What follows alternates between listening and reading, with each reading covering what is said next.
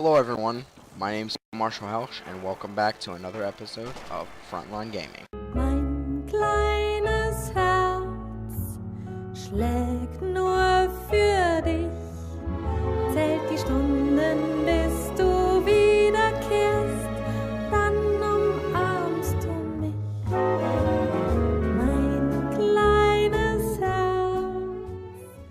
So today on Frontline Gaming we'll be talking about well, I actually really have no idea what we're going to be talking about. This is one of those episodes where I kind of make up what I'm going to talk about exactly.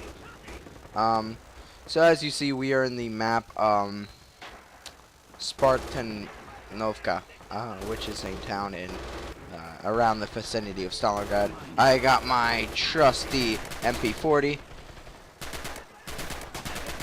So, looks like there's a couple, oh.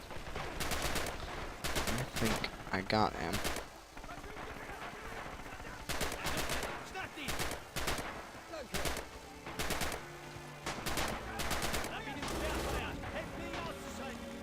Check where that artillery's coming. Okay, that artillery's nowhere near us. So, I wanted to talk today, about I guess I wanted to talk about, the legacies left behind, from World War II. I mean, if you think about it, this war made an impact on society, because you basically had a huge power hole in Germany. You had just a war-torn Europe again, and you had a big blundering Soviet Union that was obviously, you had this big Soviet Union, you had war-torn Europe, and you really didn't know how anything was going to turn out. And that's what made the pro-World War II so amazing and battle-filled, is that you had just this amazing after effect caused by it. So the Allies are rushing to get everything back together, and by that time the Soviet Union already has basically a foothold on Berlin. But of course the Allies, knowing the goal from the first place, they already had figured out that if the Soviet Union was in control of if the Soviet Union was in control of Berlin, that would pose a huge threat to pose a giant threat to the Allied Western democracies, and the Soviets knew this very well, and they wanted to get this red revolution going around the world. They still were hell-bent, believe it or not. Still after then, they were still hell-bent on having this world be under Iron Curtain. And the Western democracy says, no, we can't have this go and happen. This is the reason the war started. If you're not familiar,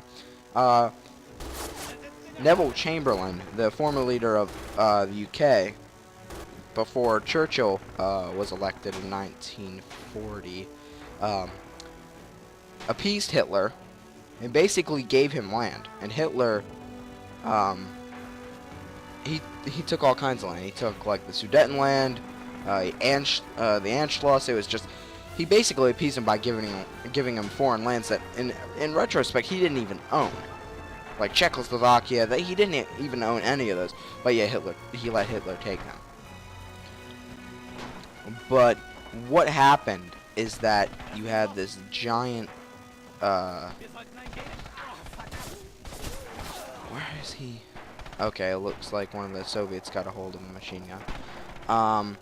So what happened is you had Neville Chamberlain, basically, just tearing up, or just giving this land to Hitler so he could own it. And it was just, it wasn't the smartest thing to do. in retrospect, because you just had this. You had this already unstoppable fighting force, and you're just giving them land to get more, bigger fighting force. I don't know what part of that plan you wanted to work, but it wasn't. What he was trying to do is he was thinking in mind, back to the subject, is that he was thinking, well, who's the lesser of two evils here? We got the communists in the East, in Russia. And everyone hated communism because basically communism worked like this.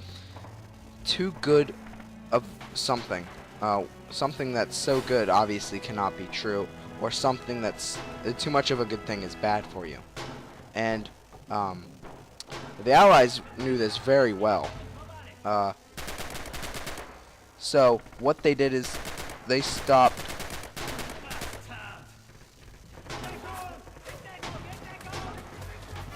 Oh, I got people shooting at me. They basically realized and said, whoa, whoa, whoa. Shoot. There's a lot of guys down there.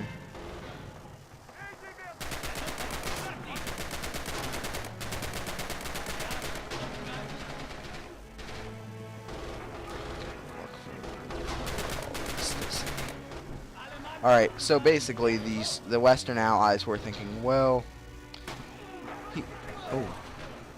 he's already got, you know, he's probably going to be our savior. If he can take out the Soviet Union, we won't have to deal with communism. And, of course, they had been boasting over, oh, we won against Germany in World War I. What's the point? We can't win again. Well, the point is that Hitler wasn't really as weak. Germany wasn't as weak as they were in World War I. They were better equipped, as you see here. Not in this situation in particular, but you see the weapons that we're using, that German forces are using, just to whip the Soviets, and that's why Hitler got so far in the war, is that they had this basically they had everyone rallied behind them, and that's unbelievable. A country could never do that. No country in history could ever have done that. Hitler was probably one of the significant ones that actually did so. So, once again, you have Germany rallied around one banner, and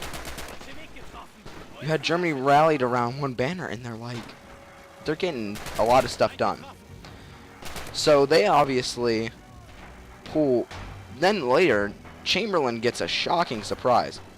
Hitler sides with Stalin. So instead of taking out the problem, he allies with the problem. He becomes part of the problem. And this put a rein on Chamberlain's parade, because you had these two people. One you thought was going to remove the other problem because they were complete polar opposite ideologies. And basically they do wipe out each other, if you really think about it, in history's end. But now they're allied. At this point they're allied and they're fighting against you. Well, you basically just screwed yourself over. You got radical ideas that are probably not going to work and that you will reject full-heartedly. And ever since then, Neville Chamberlain's ideas went downhill, which is part of the reason that they kicked his ass out of office, and someone else was elected. Because, let me tell you, it wasn't working well. Whatever they were doing, it wasn't working well. So, I actually can't believe it. If you've noticed, I've been looking at the maps, I've been looking at the reinforcement points. We've actually surpassed the Soviet Union, which in our respect is pretty amazing. We were losing, like 114-7, I believe. Ooh, okay, there's one of them. I gotta watch out too, because I think we're losing. Reinforcement. Oh, ooh, there's an Ivan coming around here.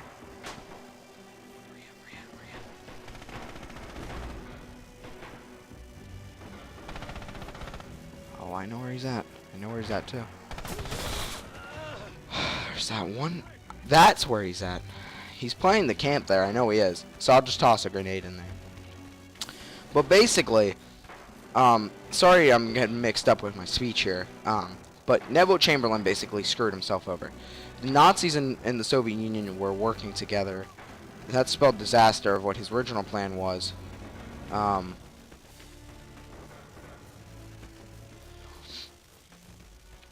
So you just have this humiliating, like, failure of your plans. And it was just humiliating, overall. I mean, until the notice was given in 1941 when Hitler was out of his own options. And he needed certain things to do.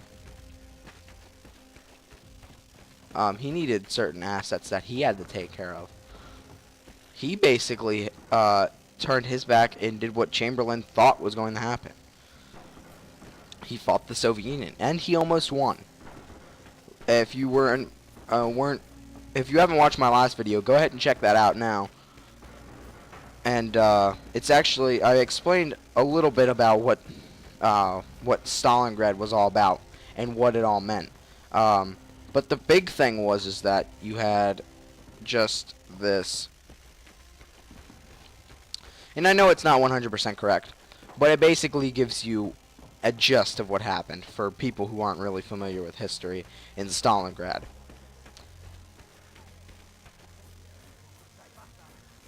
Oh, I heard an Ivan over here. I heard a woman's voice, and I know there are women. Ooh, ooh, ooh, ooh.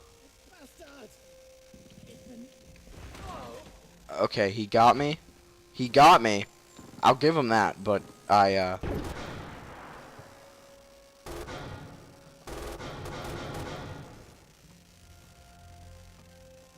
So you basically... Hitler attacked the Soviet Union in 1941 in Operation Barbarossa. And what I was saying was that... I think that guy who I just shot called me a queer, but we won't talk about that. But, no, what happened is he attacked the Soviet Union. He almost won, but due to, like I said, poor German leadership, it was the Russian winter, multiple factors that I can't even name off the top of my head contributed to the German downfall. Could they have won it? Yes. Could they have not have? Like history says, yeah. They could have.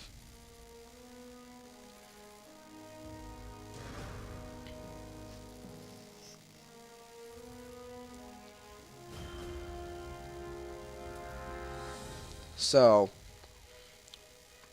what happened is you had Hitler losing the war. Hitler lost the war. The Third Reich was crumbling. The Soviet Union was just blasting everything into bit. Ooh. Looks like history is taking place here. So this is going to be interesting. Looks like we are attacking the Kherson territory. I think after that we might take Mama Yevor the Steppe. And I think the Red October factory is probably the best factory. So, so with this huge power gap in the former Reich, you had basically this... Anything could happen. The Soviets could take it, the Allies could take it for democracy. Anything could happen. Any slight movement could decide the fate of the world. And that is why we had the Cold War.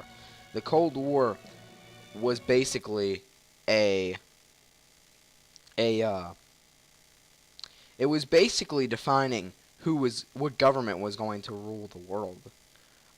What ideology would. It was the Western democracies versus the communists in the East.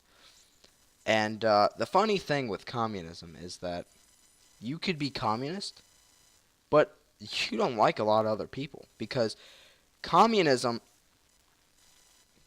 I read the Communist Manifesto by Marx, and it was a great book. It was outstanding, very literary. If you want something to read, I recommend you do read that.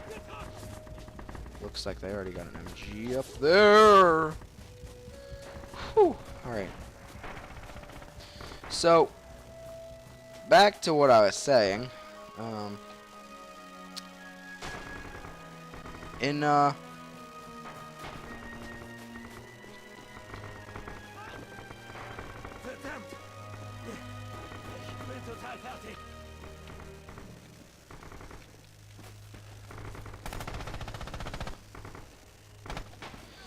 I'm sorry I'm staying so quiet because Red October Factory, you gotta be really you gotta be really careful because doing something wrong could basically cost you and your team the game.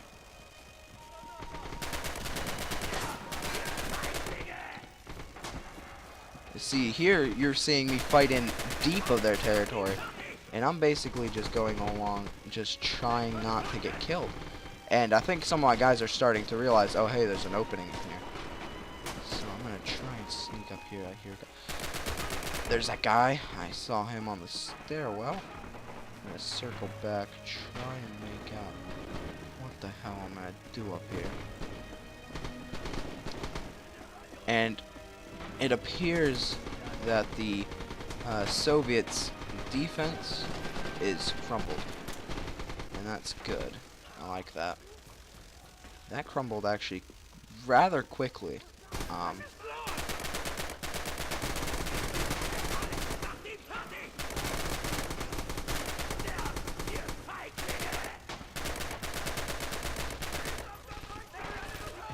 Oh, I saw a guy down here. There you are.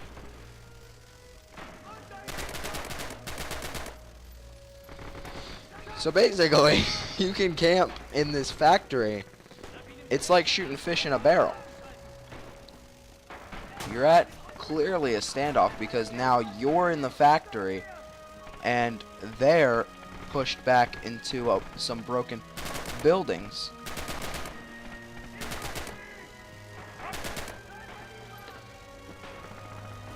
So we gotta attack the welding shed.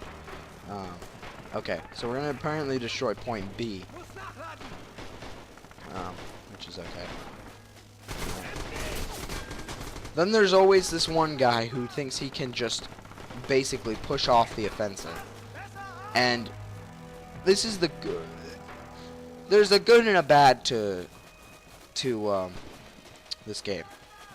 You got heroes, you got soldiers, and you got leaders. And you also got dumbasses who want to try and hold off an entire offensive on their own. And obviously, you can't do that. It will never work, and you're basically going to get crushed. That's basically what happens in the short run. You get crushed by enemy forces. And ooh, okay, I'm gonna move back now. Alright, so it looks like we're sort of moving up. Oh, I'm sorry, dude. Alright, I'm gonna move into this building. Ah, I saw him.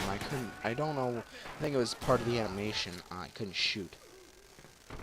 But what the, sorry, back to what I was saying. Is that you have a lot of people that will try to stop an offensive on their own single-handedly in Red Orchestra, and it doesn't work. It does not work at all. Where's the sniper? Oh! Alright. Grab this car 98. Ooh, this guy's got a bayonet on it, I think. Not sure.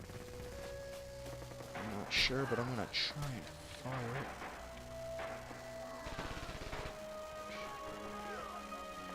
I'm not sure what his parameters of vision are, so I'm trying to test out what he can and can't see.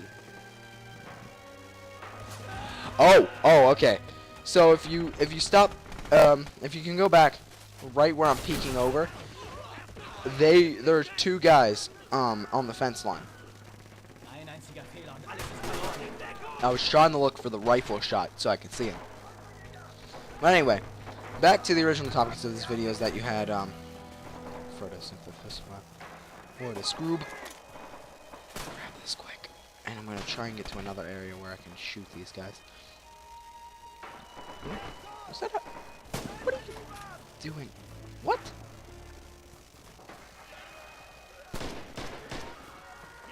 Okay, I just saw the weirdest thing I've probably ever seen in this game. Enemy teams spawning at the same place. That's gotta be the weirdest thing I've probably ever seen.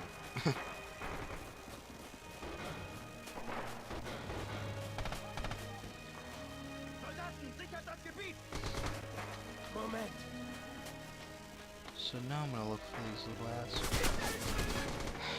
There's that Kaiser Ghidorah again. I think that's supposed to be a Godzilla reference. This guy's trying to stop one of our offensives with a machine gun. And you can see once in a while he gets killed, and he's not really doing his job that well.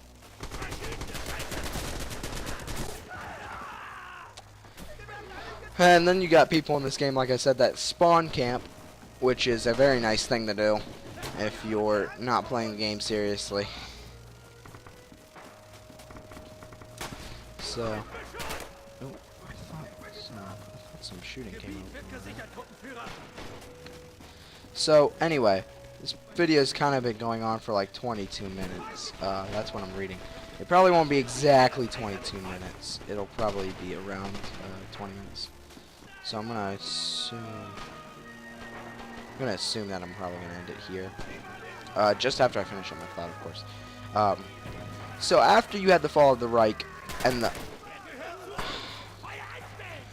you had the fall of the Reich and the fall later of the Soviet Union, and basically the Cold War was the Allies against the Axis, or the Allies against the Communists, trying to gain dominance over who would be the ideological leader of the world, which in the end thankfully ended up being democracy, because if the common politician knows and the common political scientist knows, there's too much free will in communism, no boundaries, to actually work without military and fascist like similarities.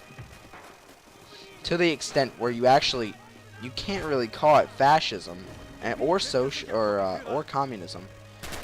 It's kind of actually what I just said. It's kind of like a socialism, because socialism, you believe in some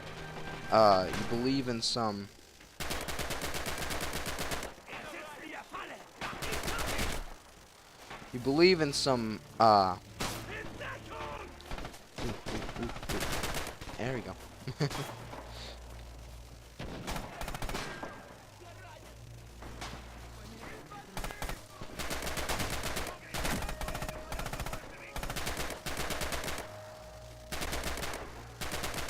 So anyway, you basically add the democracies one, and like I'm trying to say is that you have communism. Communism's a wonderful, wonderful government. It really is. It works, for the exception that everyone knows this world and politicians and some people are corrupt, and there can't be an ounce of corruption in communism, because then it doesn't work. It's really a